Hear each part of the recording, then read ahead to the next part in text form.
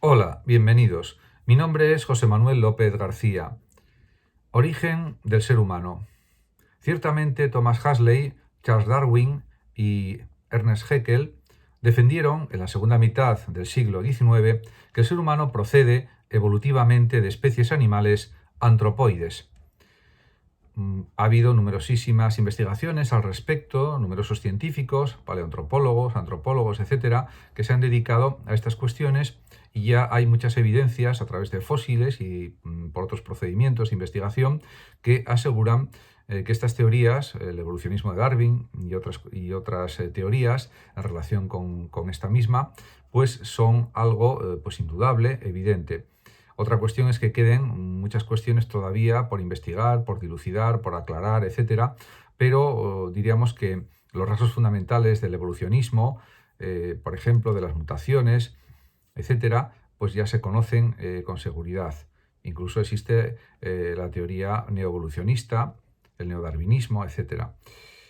Podemos decir que los australopitecinos pues eran unos seres que vivían todavía en la selva hace pues entre 3 millones de años y 1 millón de años, pero son los primeros que ya llegaron a la sabana de África. Está el caso de Lucy, por ejemplo, y los Australopithecus pues tenían aproximadamente una capacidad craneal de unos 500 centímetros cúbicos, que era más o menos como un gorila, y eran ya bípedos y caminaban de forma erguida. Son los primeros antepasados de los seres humanos, podríamos decir. Vivían aproximadamente en el centro de África o cerca del centro de África y realmente son nuestros antepasados, como ya dije. También está el Homo habilis, que surgió pues también pues hace pues unos 2 millones de años aproximadamente, y que tenía una frente más ancha y un aumento también significativo de la capacidad craneal hasta unos 700 centímetros cúbicos. El Homo habilis o hombre hábil ya, por ejemplo, vivía en zonas más abiertas, tenía pues ese aumento de la capacidad craneal y construía chozas e instrumentos, dando lugar a la cultura de Olduvai. También surgió posteriormente el Homo erectus, pues aproximadamente hace 1,5 millones de años, hasta hace unos 300.000 años, en que desapareció, que caminaba erguido, era más alto que el Homo habilis y su capacidad craneal pues era entre 900 y 1.200 centímetros cúbicos, y creó la denominada cultura achelense. Ciertamente la evolución continuó con muchas pues, variaciones de estos, diríamos, seres pues humanos primitivos, vamos a decirlo así, y hubo pues muchas variaciones, tanto en África como en Asia. Está el Homo ergaster y otros, pero bueno, simplemente resumiendo, pues cabe decir que hace entre unos 300.000 y 100.000 años apareció el Homo sapiens neanderthalensis, o el hombre de Neandertal, por donde se encontraron los restos en Alemania, y vivió pues hasta hace unos 40.000 años, en que se extinguió como especie. De hecho, la capacidad craneal que tenía el hombre neandertal era igual a la del hombre actual o incluso superior. Se alimentaba de la caza, era un gran cazador, tenía ritos religiosos, enterraba a los muertos o practicaba ritos de enterramiento y se vestía con pieles de animales. Diríamos que por cuestiones de tipo genético o de otro tipo, el caso es que desapareció hace unos 40.000 años. Y en cambio sobrevivió pues otra especie que había surgido, que era el Homo sapiens sapiens, que apareció hace aproximadamente unos 100.000 años en África y Oriente Medio, y que hace unos 40.000 años ya entró en Europa y es la especie de la que descendemos. Bueno, de hecho nosotros somos también Homo sapiens sapiens, Homo sapiens sapiens o hombre de Cro-Magnon, que es lo mismo. Ciertamente estos hombres sabios pues ya eran más expertos en, por ejemplo, en pescar, en fabricar herramientas, utensilios, en construir chozas y en hacer cosas más elaboradas, y ya tenían pues una capacidad craneal prácticamente como la actual, por supuesto, y tenían unas grandes habilidades en todos los sentidos. Ciertamente conviene saber estas cuestiones para entender el surgimiento de la especie humana.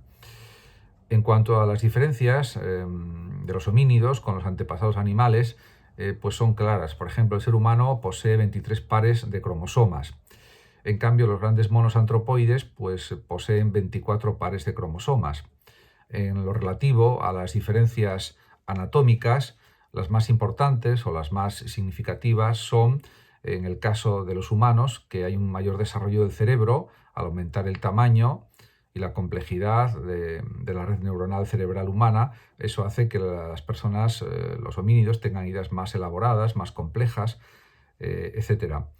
Y también, para dar, diríamos, más espacio a la masa cerebral, con el paso de los millones de años, de los cientos de miles de años, hubo una reducción del tamaño de los dientes y de las mandíbulas. Además, también es evidente que la forma de la mano y su habilidad fue algo también muy útil para los homínidos, porque, diríamos, podían usar los dedos para fabricar herramientas, utensilios, lo que hizo que creciera también su capacidad intelectual, su inteligencia, y permitían manejar instrumentos de una forma compleja y precisa. Y eso también ayudó, junto con la posición bípeda y erguida. El foramen magnum se hizo más sólido, más potente, y sostuvo mayor cantidad de peso cerebral, o podía sostenerlo al menos. Esto también ayudó al desarrollo del cerebro progresivamente. Por supuesto, el aumento de la capacidad cerebral, del tamaño cerebral, fue muy lento, muy progresivo a lo largo de miles y cientos de miles de años, aumentando muy poco a poco, pero eso, después de unos 3 millones de años de evolución, pues vemos a lo que ha conducido, que es pues, a una mente simbólica muy potente, a una mente que desarrolla procesos cognitivos muy elaborados, muy profundos, que desarrolla inventos, etcétera, y sobre todo que tiene el lenguaje para tener pues, cada vez mayor cantidad de conocimientos. Diríamos que el lenguaje fue muy importante también para el desarrollo cerebral. Al principio era por gruñidos, fundamentalmente, y luego fue evolucionando a lo largo de miles o decenas de miles de años o cientos de miles de años hasta llegar a un lenguaje hace pues, unos pocos miles de años articulado. Lenguaje escrito, por supuesto, y lenguaje hablado. Podemos decir que, a diferencia de los homínidos, con los otros antropoides, pues sería en la originalidad del comportamiento, la capacidad de inventar y sobre todo también en la vida cultural. En definitiva, podemos hablar de la capacidad de simbolización, que es lo propio de los seres humanos. Y esto ya, por ejemplo, lo afirma pues, un filósofo como Ernst Cassirer, o también un neurofisiólogo como Pribram, cuando habla de animal simbólico. También lo dice así Cassirer. El propio Xavier Zubiri, un gran filósofo español, dice que el ser humano debe ser entendido como animal de realidades. Y por otra parte, la inteligencia humana, que es una inteligencia simbólica, como ya he afirmado, supone también una mayor apertura a todos los aspectos del mundo, de la realidad. Y esto también conviene no olvidarlo si lo comparamos con los estímulos a los que responden los animales, que no tienen mundo, tienen estímulos, tienen sensaciones, pero diríamos no tienen una inteligencia simbólica como los seres humanos. Y esto, pues claro, marca la diferencia en muchos aspectos. En definitiva, los seres humanos tienen mundo y también, por supuesto, tienen libertad, libre albedrío, porque podemos estar seguros de que el ser humano es el único animal capaz de decir no, por ejemplo, a la satisfacción de sus apetencias instintivas, algo que no realizan los animales, que se dejan llevar por sus instintos, porque no tienen esa capacidad simbólica, esa capacidad cerebral tan alta que tiene, por ejemplo, cada ser humano. De ahí que Max Scheler, otro gran filósofo, lo denominara al ser humano el asceta de la vida, en cierto sentido. Esto podríamos quizás también entrecomillarlo. Por lo menos hay esa aspiración a serlo, o por lo menos en algunos individuos humanos esto sucede, o hay la posibilidad de que ocurra, podríamos decir también. Pero es que además el ser humano es un animal libre, liberum, capaz de optar y abstenerse, y que eso no es algo característico de los otros animales, de los animales irracionales. Y también se puede decir que hay unas bases biológicas de la conducta moral de la especie humana, que interacciona lo biológico con lo moral, en cierto sentido, porque la propia inteligencia actúa sobre los instintos, sobre lo biológico de cada ser humano, y hay una integración de ambas modalidades o de ambos aspectos de la realidad y de la vida, podríamos decir. Pero es que además el ser humano, a diferencia de los animales, por ejemplo, o de muchos animales, nace, por ejemplo, con neotenia, no está acabado totalmente el cerramiento de la cavidad craneal, por ejemplo, y nace inmaduro en cierto sentido. Por lo tanto, podemos hablar de una inconclusión del ser humano, también, pero no solamente en el sentido biológico, también en el sentido social, en el sentido artístico, en el sentido intelectual o intelectivo, etcétera, en el sentido cognitivo más amplio. Y también, por supuesto, esta inconclusión se expresa en el deseo de ser más, de saber más, de viajar más, de entender más, de comprender más, de ver más, de oír más y también de buscar novedades, de inventar, etc. Ya el propio Agustín de Hipona o San Agustín reconocía que el ser humano es un animal ávido de cosas nuevas. Y pues otro filósofo como Nietzsche decía que es el único animal que puede hacer promesas, porque tiene pues un sentido de futuro, de proyectos, de cosas que quiere realizar, cosa que los animales pues no tienen ese futuro proyectivo que sí tiene cada ser humano, porque no tienen una consciencia reflexiva como la que posee cada sujeto, cada individuo.